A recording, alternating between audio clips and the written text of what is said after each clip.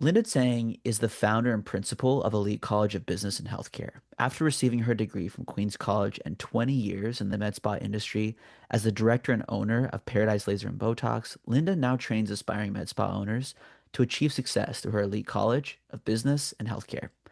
So, Linda, you've had a fascinating journey. What sparked your transition into the world of aesthetics and wellness? Wellness and aesthetics is always the essential. But when I first started it, it's because of my necessity. So I used that to pay for my college and my housing. So that's how I started it. Oh, so you're in college, you're doing great, but then you realize, hey, I need some extra money to pay the bills. So you started off in this industry kind of as an employee, right? Employee, yes. I was working in the receptionist at the very beginning, and then I got trained professionally while I'm at school as well. So I'm taking the college degree and also the Queen's Bachelor in economics and psychology at the same time. Wow. Was that really difficult to take on so much at once? At that time, yes and no. I didn't have too much time to think about like how difficult it is, and I just need to pay my bills. There is an incredible power in survival mode. Like what you have to do, you just get in, you make it happen. Because I So, can't go back to my family and say, Mom, I'm short of like, 500 bucks. Can you, please pay me? During my high school since like grade 11, and back then there is grade 13 as well. And then during my whole university life, I never asked for my parents a penny. wow, that's incredible. That's hard. That's hard. Yeah. Yeah. I'm proud to say that I did the same. And look at us Yeah. now. If I would have the encouragement of going back to my parents and say, like, Mom and Dad, I'm short of like, this year tuition and I'm short with this and that, maybe I might not be as strong as I am now. Back then, I was basically trained to stop thinking about the consequences and negativity, just, go ahead. There's no turning back. I love that. Your necessity is the mother of invention. And Mhm. having that necessity drives you to new and exciting places. And so you have had such an interesting story arc from starting off paying for your own college to now running the elite college of business and healthcare. Let's wind back the clock a little bit and look at what sparked your transition into the world of aesthetics and wellness. Back about my history, after I graduated in Queens, I became a diamond grader. And so basically the diamond grading, it's like, very competitive and they got promoted by years of experience instead of how talented you are. So basically I got promoted very soon and I made a lot of enemies because of my promotion. And then I was rethinking the route because my boyfriend back then, which is my husband now, he's asking me, so what are you good at? Right? I said, well, diamond and aesthetics. Okay, so let's open an aesthetics because economically wise, I'm not feasible to open a jewelry shop. Although I know some owner that can let me do, but I chose aesthetics. So I opened Paradise Spa at that time. Wow. That's kind of interesting that you went from diamond grading to the aesthetics industry. One question that I had was, are there any surprising skills or lessons from that experience of diamond grading that maybe influence how you run your business today or how you've run your business in the past? No, but I would say that by people attacking you and giving you negative feedback is the lesson that you should be learning by not listening to people and not letting other people influencing you in a negative way. So at that time, I would say that back then in my age group, a lot of people they have a lot of responsibility compared to the people that just fresh grad nowadays. So back then, my age group, we never call in sick. So even if we are very, very sick, we still go to work. Back then, there's no COVID yet. Oh, actually, at the time that I was starting, it was SARS. Huh. So Yes, so basically it was SARS, and my company was right across from St. Michael's Hospital. And then we still, go to work and never call in sick. I remember that there's one day that I was having a fever. I still go to work, wear mask, of course. Back then, like mask is not like so mandatory and compulsory. Yeah, we still go to work every single day, even if my boss is like, Linda, just like go back home and rest. We don't feel like we want to call the day off because we have a very strong sense of responsibility. It is interesting how generations can shift how that responsibility comes to life. I would say that this generation is way smarter than us, right? Compared to our age. However, because they think that everything is easily accomplished. So, but then when you actually give them a task, they can't fulfill that task because they are very afraid of being judged. They are very afraid of failure. So Huh. if fail, then what? Restart, resume, right? Like there's no big deal of failing something, right? So let's say a very easy example. So let's say if you tell somebody at our age to try ask something, we would just go ask, even though we might knew that okay, it's going to be a no at the end, but we'll still ask. But then the people nowadays, they would say, no, they are presuming that the people are going to say no. But even if the people said no, then what? So what is your consequences, right? You can say, "Oh, okay, so thanks for answering me," right? But people nowadays just don't take this effort. They just presuming that people are going to reject them and they will just automatically reject that idea. So actually that loses a lot of opportunity. Hmm. It is interesting how, you know, a wise man once said, when God wants to make you king, he gives you Goliath. And you'd think, oh, he's going to give you this crown. But no, he gives you a challenge. And something that I find really fascinating about your story, Linda, is that you overcome challenges. You never let challenges dissuade you. You see obstacles as stepping stones. And I want to talk a little bit about that for some people who might be listening.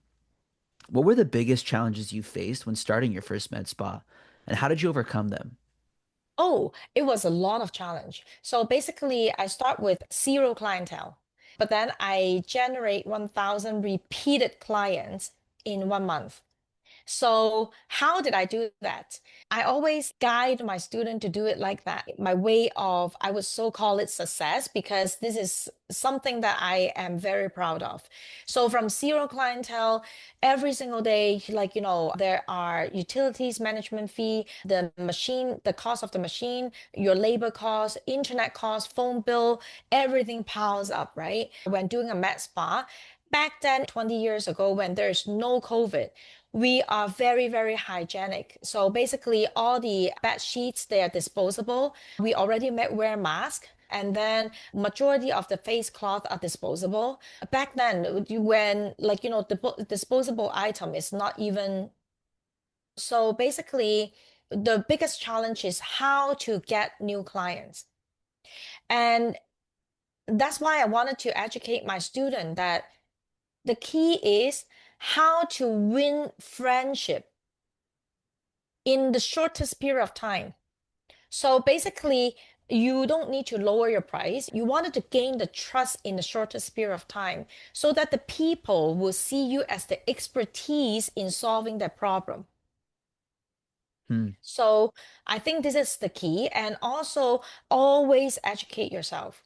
I remember one time that I already know how to do eyelash extension for years. And then I wanted to have another brand to be performed at my spa back then. Maybe after 8 years of practicing eyelash extension, I need to get that new brand. And that brand is Health Canada approved and it's very safe. The glue and everything is very safe. And the brand name is very good. They need me to retake the course. And I was like, but I already doing it like, for 8 years. I'm very experienced. They still need me to retake the course. And I remember that the course is like $5,000. Like, back then it was a lot of money. And then, but I still took it. And surprisingly, I can still like, learn a lot of things from it. Yeah, so it's that blend of overcoming challenges and being humble, right?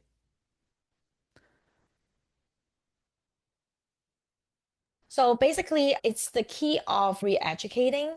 And also, I remember there is the lash lift. So basically, an other technique that I have been performing for years, and then there's a new brand coming in, and it's also very safe, vegan, Health Canada approved, and even safe to practice on pregnant women.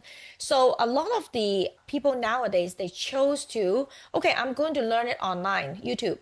Instagram. I'll see this video and then going video by video, I retook the course and I again need to pay for a couple of $1,000s. It's a very big investment. However, I think it's really worth it. Instead of there are just certain course that you just need to learn in person versus online. And a lot of people they wanted to take the short skill, like shortcut right now. They don't want to spend the time and reinvesting on something that they actually can earn much more. What major trends are you seeing now, and how should aspiring practitioners prepare for the future? Re-educate. Like even though you have been practicing for like many, many years or you're an expert in your home country. However, the standard evolve, right? So you wanted to learn some new skill. I was always amazed that when I'm doing something for so many years, I can always learn something new from another instructor or another brand, but I'm not learning through social media. You can never be a professional makeup artist by learning online. There are something that you must be learned in person, Hmm. right? And if you are not able to invest this much of the time and money to yourself, to your business, to your future, to your career, basically, then what makes you think that this career can make you become a millionaire? Yeah, And in fact, it can. oh, absolutely. No, it's so interesting, that it's something we hear often online is, are you willing to spend 10,000 to make a million? Are you willing to spend a million to make a billion? I think that reinvestment, not only in yourself, but also in your craft, is so essential. And I'm sure this played an impact in, I mean, you started Elite College of Business and Healthcare. You are the principal. You know, what inspired you to open Elite College, and what gaps in training or mentorship are you hoping to fill? Because when I was in the med spa, the biggest challenge is when I train somebody, I trained it too well that they actually open their own spa. And I face that very often, and it's sad. So it actually affects the momentum of how quick I wanted to train one person. The quicker I train that person, the quickest that they actually leave me. And emotionally, I'm hurt. I devoted too much of the relationship into training the staff. And then I also need many newcomers, like many new staff coming in to make sure that they meet my standard. Because if they don't meet the standard, you would not be able to please your client, and then you're not able to make enough money. One thing that I wanted to emphasize is the client is the king. Hmm. So you have to make sure that your client is satisfied. If your client is not satisfied, then you are they can only be cheated once. So let's say if I cheated you one time, okay, they are not letting you to get cheated twice. And so that's what happening. We don't want to make the price so high, and effectiveness and the result, it has to be delivered. Okay, it's not only the price alone. When the clients see the result, then they will keep on coming back. So you were in this situation where you've trained these people so well. They're now opening their own med spas, and you realized, why don't I just focus on what I'm so great at, which is training people? And that led you towards Elite College. Oh, it took me a lot of years to make elite college an accredited like college. It took me a good 7 years to get myself accredited. So I planned ahead and I was like, okay, so I wanted to train people. And so in a med spa, when I'm training people, first of all, I don't get paid. I need to train them and I'm not able to issue any certificate. So, I slowly get myself into getting myself accredited. And then it was 7 years because the ministry is like, changing curriculum and we have to meet all these standards. And then afterwards, I'm finally able to get myself accredited. But at that time, I wasn't actually devoting myself into full throttle elite college yet because my med spa is giving me a very decent amount of income. So, and my clients. So, my client that was with me 20 years ago, they're still with me until today. So, but then COVID hit. So when COVID, this is the first time ever that the government is not allowing the business to open. So basically, we all of a sudden need to stop the spa side of the business. But then the government is encouraging people to re-educate. And it's a very nice transition for me, basically. Yeah, because during the COVID time, a lot of the people who were like, waitress or like, an other profession, they can actually have the ability to rethink of something that they wanted to become when they were younger. So a lot of people they were like waitress and they earn a very good decent amount of money because of the tips and stuff like that. But all along they wanted to become like aesthetics, maybe eyelash extension technician or microblading technician or medical aesthetics. They never actually put it aside because the money that they earn is decent, right? They don't have the courage to put that income aside. But then when COVID hit, people start realizing, oh, life is short. I wanted to do something that I really enjoy. And then the whole world shifts basically. So before the COVID, businesses is not very emphasized in social media. And Google review is not so key and crucial back then. Website is optional, back then. But once COVID hits, everything involved. So the social media become the key to success. Google, it seems like it's a must now. So wherever you go, like let's say if you want to pick a restaurant, you will go first check out their Instagram or Facebook, like website to see how many likes they are, like the reviews, like to determine how good the business is, right? So like social media is actually changed the whole world, the way of doing business. Yeah, so many people say hindsight is 2020, and that's become the joke, right? 2020 really opened everyone's eyes. The impetus of the virtual world and the need to get yourself out there virtually, but it's so fascinating that you were able to plan ahead without none of us could have foreseen what happened in 2020. But clearly you are so well positioned because you were starting the elite college. It's an online college, but it's also offers that personal connection that we as humans all crave. So the last question I'd like to ask is what do you think separates successful med spa owners from those who struggle? So for those who struggle is the one that is very short term. I am very sorry, but there is some platform in social media that just doesn't work. Okay, so you are just going to attract the wrong type of client to come to you. They are not going to be appreciative. They're not going to like, they're not going to appreciate you. They're just going to come for money. Like, because the price is so cheap. And at the end, everyone is like, complaining. I don't know whether I can say that, but Groupon, it's a very, very bad like business model. It's very good for them. It's not good for any type of business.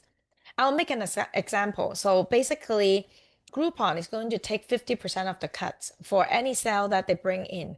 Yes, they're good doing the marketing for you. But then, let's say for a massage. So let's say if you wanted to attract the client, you have to market yourself as in $40 for one full hour massage. Okay, so $40, it means that you're actually getting $20 for that deal. And you want the like the your staff to perform the best while you're getting them underpaid. And then eventually they're going to be complaining.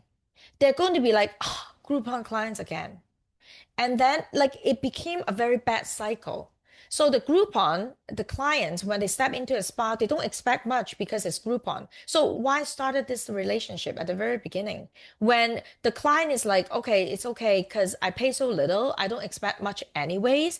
And then the med spa is like, oh, Groupon clients again. So this negative relationship, it's going to ending up in a very bad terms. So the client is going to have like give negative feedback because they're over expecting.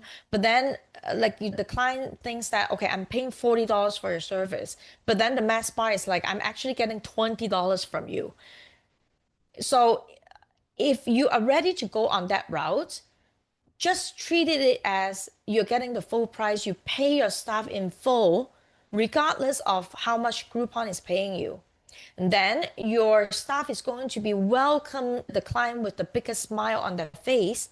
And then the client is going to have the most pleasant experience ever. And then, but for majority of the time, I don't see it that way. And then I saw that, a lot of the med spa, they were like reducing the price like drastically, that it doesn't make sense and they're not earning money. And then they're going to complain that I don't even earn money. Why am Yeah. I doing this? Well, because you're not supposed to attract people by lowering your price. You're Yeah. supposed to attract the people by your expertise. I really like that. I think that's a solid takeaway that anyone watching this can get. Lead with value. Bring value to the customer and the relationship will flow, right? Exactly. So let's say if I have acne. So if I'm telling you, hey, Chris, I have a fantastic product, it's only $1. It's not because of the product. It's because I already can show you multiple results from multiple clients that I have successful story for treating acne skin. And whenever you have acne, you immediately think of me. And then between me and you, pricing is not a factor of the discussion anymore because you knew that I'm the right person to discuss this topic, right? Yeah. And then you just need the right AI powered marketing solutions to make sure that you're creating those relationships. Let the machines bring the people together. That's why, the like this actually applies to any business, like SEO marketing, internet, any it applies to any business, not only to med spa. So basically, whomever works together, we are just on a boat together. So if the boat sink, like everybody sink. If Mm, the boat is like, running very smoothly, then everybody wins. A lot of the marketing people, SEO people, they were like, "Oh, we have a fantastic package." Sure. Like if it brings results, if the employer is able to earn money, why not? Right? But we cannot create a you win only situation for yourself for any type of business. well said. The boat is the relationship, and you need that vehicle to move forward. And part of that is definitely delivering on the promises. Yes. Linda, thank you so much for your time. This has been really beneficial, and I'm excited to dive into this even more.